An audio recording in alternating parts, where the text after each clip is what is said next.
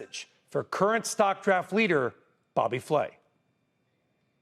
And I got a little something to say to Flay. Stay in the kitchen. Yes. All right? This stock stuff is for the big boys. So I plan on being at the top when this thing is all said and done.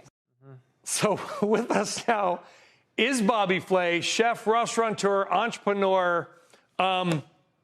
The big boys, I mean, you're leading. So who's the big boy now? I mean, I don't know what's funnier, his stand-up or his stock picks. I mean, you know, listen, NVIDIA, I mean, come on. It's like picking the favorite in the basketball game. I mean, anybody could have picked NVIDIA. I mean, you know, I wanted to be a little more creative. I picked Warner Brothers. I picked Walmart. I will say that your expert at the table gave me a hard time about those. Yes, picks. you're talking about Guy Adami. He did. We call him Gorgeous Guy Adami. Yes. And yes. I think it's an Italian thing. With, well, it was 2-on-1. Maniscalco exactly. and Adami were coming after me, but now I've got Up Ginger on the show. Exactly. So it's great. I know, but take that, Adami and Maniscalco. Exactly, but I think I'm up 68%. I wish I actually really owned them. Okay, so let's get into this. Yeah, you wish you did. Warner Brothers Discovery. I mean, you've got shows probably on those networks, but the potential buyout report, I mean, gave you a nice pop. Yeah, the Paramount News was definitely a good pop. But you know what? I mean, it's one of those things where, like, David Zaslav took a huge shot with Warner Brothers, took on a lot of debt, and everybody gave him a hard time in the beginning and didn't really give him a chance to kind of get things going, and now it's kind of working out in their favor. Former CNBC executive David Zaslav, there you go. By the way. And Walmart, you have goods at Walmart. You sell Bobby Flay items. So you did the Peter Lynch thing. You kind of went with what you know. Well, I think that's important. It's like I know people who buy stocks just based on what they use in their life. And I think that's kind of a cool thing to do because you really feel like you know the companies. So I should invest in wine and Wonder Bread. I don't know. Beer. Okay, let's talk about food and drinks. Okay. You heard Kate Moore at the top was talking about the K-shaped economy. You just heard David Steinberg, Zeta Global, say there's some cracks forming. The Malibu Boat CEO saying a little bit in the borrower economy on the boat. Now, these are boats, so they're a little more expensive. But you and I were talking before the show, and you said the restaurant industry is in trouble.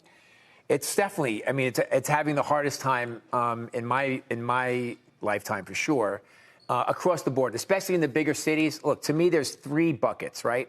You have the occupancy cost, rent, always traditionally high, especially in a city like New York. You have cost of goods, you know, food and liquor and, you know, spirits, et cetera.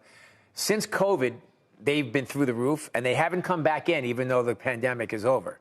So those are very high. But I think that the biggest move is labor. And look, I get it. People want to get paid what they think they should be getting paid, and I'm completely understanding of that.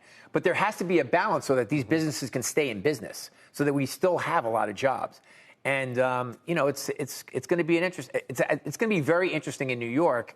You know, right now we have, you know, the person who's favored to be the mayor who's asking for $30 minimum wage. I don't know what that would do to the restaurant business. Listen, it sounds good. And to your point, you want everyone to get paid. These guys bust their humps in the back. They're ones doing the cooking, the cleaning, and everybody's making more money, and that's a win until it breaks the system in some ways. If the restaurant goes away, then nobody wins. But everybody I know, Bobby, is complaining. It doesn't matter how much money they have. They complain about the cost of going out to eat. Is there any sign that you see it's coming down at all? No.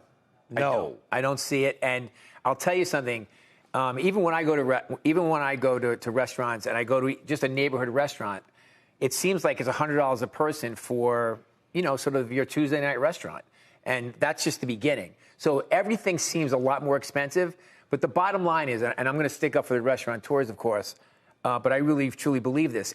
They have to charge that, and even that is not even enough. And so just think about that for a second. Meaning they're not printing money. Your take is like, individual restaurant. If you own 1,000 restaurants, I get it. But if you have one or two, these guys are not lighting hundreds of 20s, if right? they're lucky, they're eking out a profit. Most people are breaking even or less. And this is the first time in my adult life that I don't have a restaurant in New York City. I usually, you know, for 30-something years, I had 2 or 3 restaurants all the time. Always. I will tell you that my passion is much more bigger than my, you know, my interest in profit. I need to, at some point, reopen something in New York. But I know if I do it tomorrow, that I'm probably not going to make a penny. So it's an interesting way to go into a business. Is this why we're